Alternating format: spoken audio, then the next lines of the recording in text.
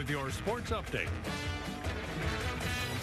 We are here at Carolina Stadium where the Gamecocks shocked the #1 team in the country in LSU, trying to get to postseason play. I'm Corey Miller, joined now by my partner Kip Bouknight, and this game started early. Max Schrock goes yard for a home run in the first inning, but LSU came back to tie the game, Kip. But it was a game of back and forth. I saw some folks leaving the stadium when it got 5-1, but the Gamecocks battled back. Just talk about this Gamecock team. This is what you've been talking about all year long.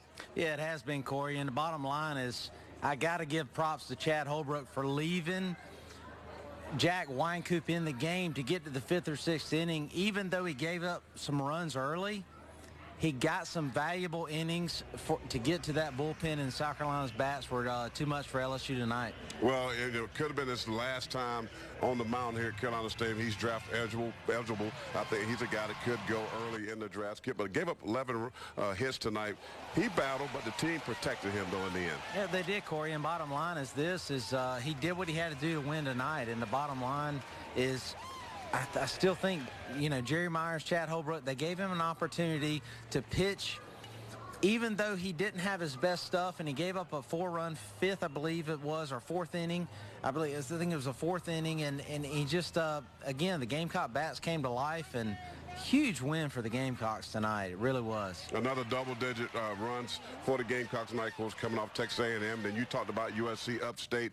They blasted them, 2 touchdowns and a field goal, 17-0, and they bounced back tonight. The bats are warming up. But talk about D.C. Arenas. He did the same thing, a 2-run blast tonight, kind of got things going in that 4-run inning for them. He did the same thing against Vanderbilt. Yeah, he did. And I tell you, Corey, I was sitting there watching it here in the suite, in the Coke suite, and the bottom line is I was glad we didn't hit that home run until it tied it up, because sometimes a 2-run home run can kind of end an inning. And tonight we saw a couple base hits. We caught 2 in a row, and then we get the 2-run blast by Arendis. It was huge, and huge win for the Gamecocks. But I do think it transitions over from Tuesday night against USC Upstate, because bottom line, that's a game that they've got to win convincingly, and they came out and they played hard and they did everything they could to leave nothing out there, and they did a great job of winning a huge game that night. Well, one of the storylines is LSU pitching. The bullpen did not hold up. They walked in, I believe, 3 runs